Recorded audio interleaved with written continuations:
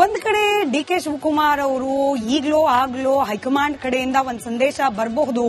ನಾನು ಕೂಡ ಡಿಸಿಎಂ ಅಲ್ಲಿರುವ ಡಿ ಅನ್ನ ಪಕ್ಕಕ್ಕಿಟ್ಟು ಕೇವಲ ಸಿಎಂ ಅನ್ನೋ ಖ್ಯಾತಿಗೆ ಪಾತ್ರರಾಗಬಹುದು ಅನ್ನೋ ಕನಸು ಕಾಣ್ತಿದ್ದಾರೆ.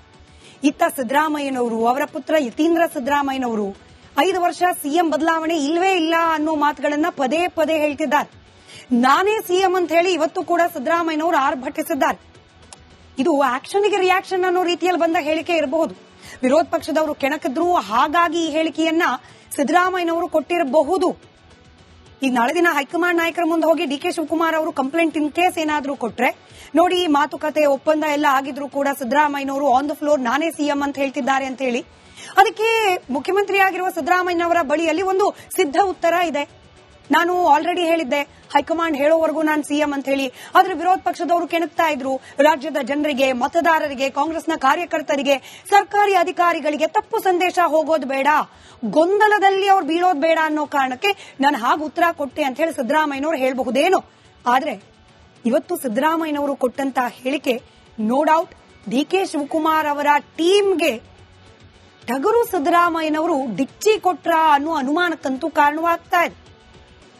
ಮುಂದಿನ 2.5 ವರ್ಷಗಳ ಕಾಲ ನಾನೇ ಮುಖ್ಯಮಂತ್ರಿ ಅಂತ ಹೇಳಿ ಹೇಳಿಕೆ ಕೊಟ್ಟದ್ದು ಕೇವಲ ವಿರೋಧ ಪಕ್ಷಗಳಿಗೆ ಉತ್ತರಾನ ಅಥವಾ ತಮ್ಮದೇ ಪಕ್ಷದಲ್ಲಿರುವ ವಿರೋಧಿಗಳಿಗೂ ಉತ್ತರಾನ, ಇಂಥದ್ದೊಂದು ಅನುಮಾನ ಕಾರಣವಾಗ್ತಾ ಇದೆ. ಅಧಿವೇಶನದಲ್ಲೇನೆ ಅಕ್ಷರಶಃ ಆರ್ಭಟಿಸಿದ್ದಾರೆ ಮುಖ್ಯಮಂತ್ರಿ ಸಿದ್ದರಾಮಯ್ಯನವರು. ಕೇವಲ 2.5 ವರ್ಷ ಸಿಎಂ ಅಂತ ಹೇಳಿ ನಾನು ಎಲ್ಲೂ ಹೇಳಿಲ್ಲ, ಹೈಕಮಾಂಡ್ ನನ್ನ ಪರವಾಗಿಯೇ ಇದೆ ಅಂತ ಹೇಳಿ ಹೇಳೋ ಮೂಲಕ ಅಷ್ಟು ಸುಲಭವಾಗಿ ಕುರ್ಚಿ ಬಿಟ್ಟು ಇಳಿಯುವ ಮಾತೇ ಇಲ್ಲ ಅನ್ನೋ ಸಂದೇಶವನ್ನ ರವಾನೆ ಮಾಡಿದ್ದಾರೆ. ಈಗಲೂ ನಾನೇ ಸಿಎಂ, ಮುಂದೇನು ನಾನೇ ಸಿಎಂ ಅಂತ ಹೇಳೋ ಮೂಲಕ ಈ ಕುರ್ಚಿ ಬದಲಾವಣೆಯ ಕನಸು ಕಾಣ್ತಾ ಇರುವವರ ಕನಸಿಗೆ ತಣ್ಣೀರೆರಚುವ ಮಾತುಗಳನ್ನಾಡಿದ್ದಾರೆ ಸಿದ್ದರಾಮಯ್ಯನವರು. ಹಿಂದೆ ಕೂಡ 5 ವರ್ಷ ಸಿಎಂ ಆಗಿದ್ದೆ, ಈಗಲೂ ಕೂಡ 5 ವರ್ಷ ಸಿಎಂ ಆಗಿರಬೇಕು ಅಂತಲೇ ಜನರು ಆಶೀರ್ವಾದ ಮಾಡಿದ್ದಾರೆ ಅಂತ ಹೇಳಿ ಬಿದ್ದಿರುವ ಓಟ್ಗಳು ನಾನು ಮುಖ್ಯಮಂತ್ರಿ ಆಗಲಿ ಅಂತ ಬಿದ್ದಿರೋದು ಅನ್ನೋ ಸಂದೇಶವನ್ನ ಕೂಡ ರವಾನೆ ಮಾಡಿದಂಗಿದೆ ಸಿದ್ದರಾಮಯ್ಯನವರು. ಹೈಕಮಾಂಡ್ ಕೂಡ ನನ್ನ ಪರವಾಗಿಯೇ ಇದೆ ಅಂತಿದ್ದಾರೆ. ಈ ಕಾನ್ಫಿಡೆನ್ಸ್ ಬರ್ತಿರೋದು ಎಲ್ಲಿಂದ? ಇನ್ ಕೇಸ್ ಒಪ್ಪಂದ ಅನ್ನೋದಾಗಿದ್ದೇ ನಿಜವಾಗಿದ್ದರೆ 2.5 ವರ್ಷ ನವೆಂಬರ್ನಲ್ಲೇ ಆಗೋಯ್ತು ಸರ್ಕಾರ ರಚನೆಯಾಗಿ.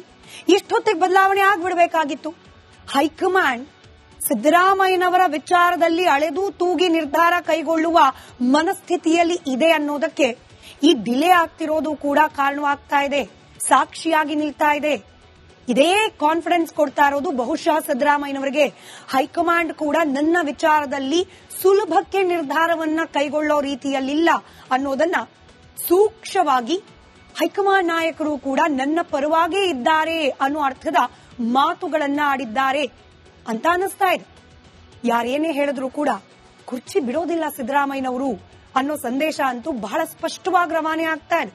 ಡಿ.ಕೆ. ಶಿವಕುಮಾರ್ ಅವರು ಒಂದ್ ಕಡೆಯಲ್ಲಿ ಜೈಲಿಗೆಲ್ಲ ಹೋಗ್ಬಿಟ್ಟು ಅಲ್ಲಿರುವ ಶಾಸಕರ ಬಳಿಯಲ್ಲಿ ಸಹಿ ಸಂಗ್ರಹ ಮಾಡಿದ್ರು ಅನ್ನೋ ವದಂತಿ, ಬಿಜೆಪಿಯ ಹೈಕಮಾಂಡ್ ನಾಯಕರ ಜೊತೆಯಲ್ಲಿ ಈಗಲೂ ಕೂಡ ಟಚ್ ಅಲ್ಲಿದ್ದಾರೆ ಅನ್ನೋ ವದಂತಿ, ಇದೆಲ್ಲವನ್ನ ಪಕ್ಕಕ್ಕಿಟ್ಟು ನೋಡೋದಾದ್ರೂ ಕೂಡ ದೇವರು, ದಿಂಡ್ರು, ಪೂಜೆ ಪುನಸ್ಕಾರ ಮಾಡದ ಪ್ರಯತ್ನಗಳಿಲ್ಲ.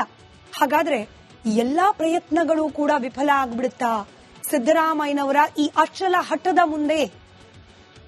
ಈ ರೀತಿ ಹೇಳಿಕೆಯನ್ನ ನೀಡೋ ಮೂಲಕ ದೆಹಲಿಯಲ್ಲಿರ್ತಕ್ಕಂಥ ಕಾಂಗ್ರೆಸ್ನ ಸೋಕಾಲ್ಡ್ ಹೈಕಮಾಂಡ್ ನಾಯಕರಿಗೂ ಕೂಡ ಸಂದೇಶವನ್ನ ಕಳಿಸಿಕೊಟ್ರ ಸಿದ್ದರಾಮಯ್ಯನವರು.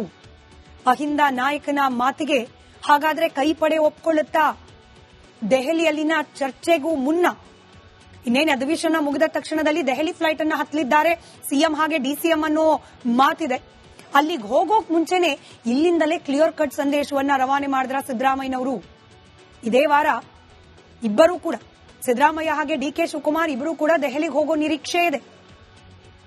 ದೆಹಲಿಗೆ ಹೋಗುವ ಮುನ್ನವೇ ಸಿದ್ದರಾಮಯ್ಯನವರು ಅಧಿವೇಶನದಲ್ಲಿ ಅಬ್ಬರಿಸಿರುವುದು ದೆಹಲಿಗೆ ಹೋದ ಮೇಲೂ ಕೂಡ ಪರಿಸ್ಥಿತಿ ಬದಲಾಗೋದಿಲ್ವಾ ಅನ್ನೋ ಪ್ರಶ್ನೆಯನ್ನ ಮುನ್ನೆಲೆಗೆ ತಂದಿದೆ.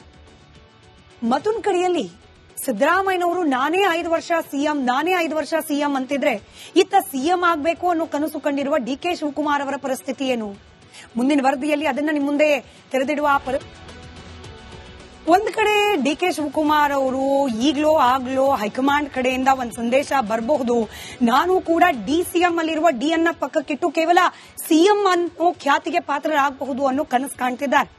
ಇತ್ತ ಸಿದ್ದರಾಮಯ್ಯನವರು, ಅವರ ಪುತ್ರ ಯತೀಂದ್ರ ಸಿದ್ದರಾಮಯ್ಯನವರು 5 ವರ್ಷ ಸಿಎಂ ಬದಲಾವಣೆ ಇಲ್ವೇ ಇಲ್ಲ ಅನ್ನೋ ಮಾತುಗಳನ್ನ ಪದೇ ಪದೇ ಹೇಳ್ತಿದ್ದಾರೆ. ನಾನೇ ಸಿಎಂ ಅಂತ ಹೇಳಿ ಇವತ್ತು ಕೂಡ ಸಿದ್ದರಾಮಯ್ಯನವರು ಆರ್ಭಟಿಸಿದ್ದಾರೆ. ಇದು ಆಕ್ಷನ್ಗೆ ರಿಯಾಕ್ಷನ್ ಅನ್ನೋ ರೀತಿಯಲ್ಲಿ ಬಂದ ಹೇಳಿಕೆ ಇರಬಹುದು. ವಿರೋಧ ಪಕ್ಷದವರು ಕೆಣಕಿದ್ರು, ಹಾಗಾಗಿ ಈ ಹೇಳಿಕೆಯನ್ನ ಸಿದ್ದರಾಮಯ್ಯನವರು ಕೊಟ್ಟಿರಬಹುದು. ಈಗ ನಾಳೆ ದಿನ ಹೈಕಮಾಂಡ್ ನಾಯಕರ ಮುಂದೆ ಹೋಗಿ ಡಿ.ಕೆ. ಶಿವಕುಮಾರ್ ಅವರು ಕಂಪ್ಲೇಂಟ್ ಇನ್ ಕೇಸ್ ಏನಾದ್ರೂ ಕೊಟ್ರೆ, ನೋಡಿ ಈ ಮಾತುಕತೆ ಒಪ್ಪಂದ ಎಲ್ಲ ಆಗಿದ್ರು ಕೂಡ ಸಿದ್ದರಾಮಯ್ಯನವರು ಆನ್ ದ ಫ್ಲೋರ್ ನಾನೇ ಸಿಎಂ ಅಂತ ಹೇಳ್ತಿದ್ದಾರೆ ಅಂತ ಹೇಳಿ, ಅದಕ್ಕೆ ಮುಖ್ಯಮಂತ್ರಿ ಆಗಿರುವ ಸಿದ್ದರಾಮಯ್ಯನವರ ಬಳಿಯಲ್ಲಿ ಒಂದು ಸಿದ್ಧ ಉತ್ತರ ಇದೆ. ನಾನು ಆಲ್ರೆಡಿ ಹೇಳಿದ್ದೆ, ಹೈಕಮಾಂಡ್ ಹೇಳೋವರೆಗೂ ನಾನು ಸಿಎಂ ಅಂತ ಹೇಳಿ.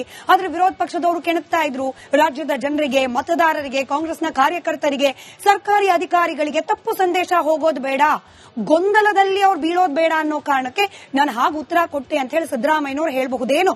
ಆದ್ರೆ ಇವತ್ತು ಸಿದ್ದರಾಮಯ್ಯನವರು ಕೊಟ್ಟಂತ ಹೇಳಿಕೆ ನೋ ಡೌಟ್ ಡಿ.ಕೆ. ಶಿವಕುಮಾರ್ ಅವರ ಟೀಮ್ಗೆ ಟಗರು ಸಿದ್ದರಾಮಯ್ಯನವರು ಡಿಚ್ಚಿ ಕೊಟ್ರ ಅನ್ನೋ ಅನುಮಾನಕ್ಕಂತೂ ಕಾರಣವಾಗ್ತಾ ಇದೆ.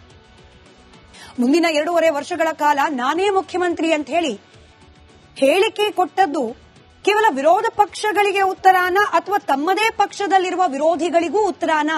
ಇಂಥದ್ದೊಂದು ಅನುಮಾನ ಕಾರಣವಾಗ್ತಾ ಇದೆ. ಅಧಿವೇಶನದಲ್ಲೇನೆ ಅಕ್ಷರಶಃ ಆರ್ಭಟಿಸಿದ್ದಾರೆ ಮುಖ್ಯಮಂತ್ರಿ ಸಿದ್ದರಾಮಯ್ಯನವರು. ಕೇವಲ 2.5 ವರ್ಷ ಸಿಎಂ ಅಂತ ಹೇಳಿ ನಾನು ಎಲ್ಲೂ ಹೇಳಿಲ್ಲ, ಹೈಕಮಾಂಡ್ ನನ್ನ ಪರವಾಗಿಯೇ ಇದೆ ಅಂತ ಹೇಳಿ ಹೇಳೋ ಮೂಲಕ ಅಷ್ಟು ಸುಲಭವಾಗಿ ಕುರ್ಚಿ ಬಿಟ್ಟು ಇಳಿಯುವ ಮಾತೇ ಇಲ್ಲ ಅನ್ನೋ ಸಂದೇಶವನ್ನ ರವಾನೆ ಮಾಡಿದ್ದಾರೆ. ಈಗಲೂ ನಾನೇ ಸಿಎಂ, ಮುಂದೇನು ನಾನೇ ಸಿಎಂ ಅಂತ ಹೇಳೋ ಮೂಲಕ ಈ ಕುರ್ಚಿ ಬದಲಾವಣೆಯ ಕನಸು ಕಾಣ್ತಾ ಇರುವವರ ಕನಸಿಗೆ ತಣ್ಣೀರೆರಚುವ ಮಾತುಗಳನ್ನಾಡಿದ್ದಾರೆ ಸಿದ್ದರಾಮಯ್ಯನವರು. ಹಿಂದೆ ಕೂಡ 5 ವರ್ಷ ಸಿಎಂ ಆಗಿದ್ದೆ, ಈಗಲೂ ಕೂಡ 5 ವರ್ಷ ಸಿಎಂ ಆಗಿರಬೇಕು ಅಂತಲೇ ಜನರು ಆಶೀರ್ವಾದ ಮಾಡಿದ್ದಾರೆ ಅಂತ ಹೇಳಿ ಬಿದ್ದಿರುವ ಓಟ್ಗಳು ನಾನು ಮುಖ್ಯಮಂತ್ರಿ ಆಗ್ಲಿ ಅಂತ ಬಿದ್ದಿರೋದು ಅನ್ನೋ ಸಂದೇಶವನ್ನ ಕೂಡ ರವಾನೆ ಮಾಡಿದಂಗಿದೆ ಸಿದ್ದರಾಮಯ್ಯನವರು. ಹೈಕಮಾಂಡ್ ಕೂಡ ನನ್ನ ಪರವಾಗಿಯೇ ಇದೆ ಅಂತಿದ್ದಾರೆ. ಈ ಕಾನ್ಫಿಡೆನ್ಸ್ ಬರ್ತಿರೋದು ಎಲ್ಲಿಂದ? ಇನ್ ಕೇಸ್ ಒಪ್ಪಂದ ಅನ್ನೋದು ಆಗಿದ್ದೇ ನಿಜವಾಗಿದ್ದರೆ 2.5 ವರ್ಷ ನವೆಂಬರ್ನಲ್ಲೇ ಆಗೋಯ್ತು ಸರ್ಕಾರ ರಚನೆಯಾಗಿ. ಇಷ್ಟೊತ್ತಿಗೆ ಬದಲಾವಣೆ ಆಗ್ಬಿಡ್ಬೇಕಾಗಿತ್ತು. ಹೈಕಮಾಂಡ್ ಸಿದ್ದರಾಮಯ್ಯನವರ ವಿಚಾರದಲ್ಲಿ ಅಳೆದು ತೂಗಿ ನಿರ್ಧಾರ ಕೈಗೊಳ್ಳುವ ಮನಸ್ಥಿತಿಯಲ್ಲಿ ಇದೆ ಅನ್ನೋದಕ್ಕೆ ಈ ಡಿಲೇ ಆಗ್ತಿರೋದು ಕೂಡ ಕಾರಣವಾಗ್ತಾ ಇದೆ, ಸಾಕ್ಷಿಯಾಗಿ ನಿಲ್ತಾ ಇದೆ. ಇದೇ ಕಾನ್ಫಿಡೆನ್ಸ್ ಕೊಡ್ತಾ ಇರೋದು ಬಹುಶಃ ಸಿದ್ದರಾಮಯ್ಯನವರಿಗೆ. ಹೈಕಮಾಂಡ್ ಕೂಡ ನನ್ನ ವಿಚಾರದಲ್ಲಿ ಸುಲಭಕ್ಕೆ ನಿರ್ಧಾರವನ್ನ ಕೈಗೊಳ್ಳೋ ರೀತಿಯಲ್ಲಿಲ್ಲ ಅನ್ನೋದನ್ನ ಸೂಕ್ಷ್ಮವಾಗಿ ಹೈಕಮಾಂಡ್ ನಾಯಕರು ಕೂಡ ನನ್ನ ಪರವಾಗೇ ಇದ್ದಾರೆ ಅನ್ನೋ ಅರ್ಥದ ಮಾತುಗಳನ್ನ ಆಡಿದ್ದಾರೆ ಅಂತ ಅನಿಸ್ತಾ ಇದೆ. ಯಾರೇನೇ ಹೇಳಿದ್ರು ಕೂಡ ಕುರ್ಚಿ ಬಿಡೋದಿಲ್ಲ ಸಿದ್ದರಾಮಯ್ಯನವರು ಅನ್ನೋ ಸಂದೇಶ ಅಂತೂ ಬಹಳ ಸ್ಪಷ್ಟವಾಗಿ ರವಾನೆ ಆಗ್ತಾ ಇದೆ. ಡಿ.ಕೆ. ಶಿವಕುಮಾರ್ ಅವರು ಒಂದ್ ಕಡೆಯಲ್ಲಿ ಜೈಲಿಗೆಲ್ಲ ಹೋಗ್ಬಿಟ್ಟು ಅಲ್ಲಿರುವ ಶಾಸಕರ ಬಳಿಯಲ್ಲಿ ಸಹಿ ಸಂಗ್ರಹ ಮಾಡಿದ್ರು ಅನ್ನೋ ವದಂತಿ, ಬಿಜೆಪಿಯ ಹೈಕಮಾಂಡ್ ನಾಯಕರ ಜೊತೆಯಲ್ಲಿ ಈಗಲೂ ಕೂಡ ಟಚ್ ಅಲ್ಲಿದ್ದಾರೆ ಅನ್ನೋ ವದಂತಿ, ಇದೆಲ್ಲವನ್ನ ಪಕ್ಕಕ್ಕಿಟ್ಟು ನೋಡೋದಾದ್ರೂ ಕೂಡ ದೇವರು ದಿಂಡ್ರು ಪೂಜೆ ಪುನಸ್ಕಾರ ಮಾಡದ ಪ್ರಯತ್ನಗಳಿಲ್ಲ. ಹಾಗಾದ್ರೆ ಎಲ್ಲಾ ಪ್ರಯತ್ನಗಳು ಕೂಡ ವಿಫಲ ಆಗ್ಬಿಡುತ್ತಾ ಸಿದ್ದರಾಮಯ್ಯನವರ ಈ ಅಚಲ ಹಠದ ಮುಂದೆ? ಈ ರೀತಿ ಹೇಳಿಕೆಯನ್ನ ನೀಡೋ ಮೂಲಕ ದೆಹಲಿಯಲ್ಲಿರ್ತಕ್ಕಂಥ ಕಾಂಗ್ರೆಸ್ನ ಸೋಕಾಲ್ಡ್ ಹೈಕಮಾಂಡ್ ನಾಯಕರಿಗೂ ಕೂಡ ಸಂದೇಶವನ್ನ ಕಳಿಸಿಕೊಟ್ರ ಸಿದ್ದರಾಮಯ್ಯನವರು. ಅಹಿಂದ ನಾಯಕನ ಮಾತಿಗೆ ಹಾಗಾದ್ರೆ ಕೈಪಡೆ ಒಪ್ಕೊಳ್ಳುತ್ತಾ? ದೆಹಲಿಯಲ್ಲಿನ ಚರ್ಚೆಗೂ ಮುನ್ನ ಇನ್ನೇನು ಅಧಿವೇಶನ ಮುಗಿದ ತಕ್ಷಣದಲ್ಲಿ ದೆಹಲಿ ಫ್ಲೈಟ್ ಅನ್ನ ಹತ್ತಲಿದ್ದಾರೆ ಸಿಎಂ ಹಾಗೆ ಡಿಸಿಎಂ ಅನ್ನೋ ಮಾತಿದೆ. ಅಲ್ಲಿಗೆ ಹೋಗೋಕ್ ಮುಂಚೆನೆ ಇಲ್ಲಿಂದಲೇ ಕ್ಲಿಯರ್ ಕಟ್ ಸಂದೇಶವನ್ನ ರವಾನೆ ಮಾಡಿದ್ರ ಸಿದ್ದರಾಮಯ್ಯನವರು. ಇದೇ ವಾರ ಇಬ್ಬರೂ ಕೂಡ ಸಿದ್ದರಾಮಯ್ಯ ಹಾಗೆ ಡಿ.ಕೆ. ಶಿವಕುಮಾರ್ ಇಬ್ಬರೂ ಕೂಡ ದೆಹಲಿಗೆ ಹೋಗೋ ನಿರೀಕ್ಷೆ ಇದೆ. ದೆಹಲಿಗೆ ಹೋಗುವ ಮುನ್ನವೇ ಸಿದ್ದರಾಮಯ್ಯನವರು ಅಧಿವೇಶನದಲ್ಲಿ ಅಬ್ಬರಿಸಿರುವುದು ದೆಹಲಿಗೆ ಹೋದ ಮೇಲೂ ಕೂಡ ಪರಿಸ್ಥಿತಿ ಬದಲಾಗೋದಿಲ್ವಾ ಅನ್ನೋ ಪ್ರಶ್ನೆಯನ್ನ ಮುನ್ನೆಲೆಗೆ ತಂದಿದೆ. ಮತ್ತೊಂದು ಕಡೆಯಲ್ಲಿ ಸಿದ್ದರಾಮಯ್ಯನವರು ನಾನೇ 5 ವರ್ಷ ಸಿಎಂ ಅಂತಿದ್ರೆ ಇತ್ತ ಸಿಎಂ ಆಗಬೇಕು ಅನ್ನೋ ಕನಸು ಕಂಡಿರುವ ಡಿ.ಕೆ. ಶಿವಕುಮಾರ್ ಅವರ ಪರಿಸ್ಥಿತಿ ಏನು? ಮುಂದಿನ ವರದಿಯಲ್ಲಿ ಅದನ್ನ ನಿಮ್ಮ ಮುಂದೆ ತೆರೆದಿಡುವ ಪರಿಸ್ಥಿತಿ